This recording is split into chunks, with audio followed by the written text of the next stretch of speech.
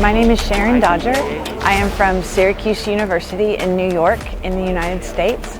I'd like to compliment the dancers in the opening ceremony. They were very graceful and coordinated. They were happy and so very flexible.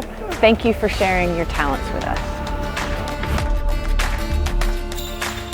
I just saw the dance of the children.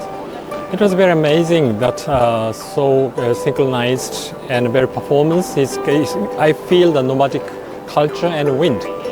Thank you very much. It's a very nice dance of children. Thank you. Neat. Hello, my name is Øystein Christiansen. I'm from Norway and I'm an artist and I love your dance performance.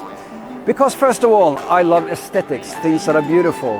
And I think it was particularly beautiful, the costumes, the movements, the background with the Tian Shan mountains, and everything was just beautiful.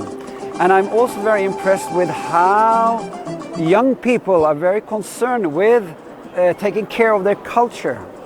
Young people engage in traditional cultural activities like the traditional dance, enjoying to dress in a traditional costume.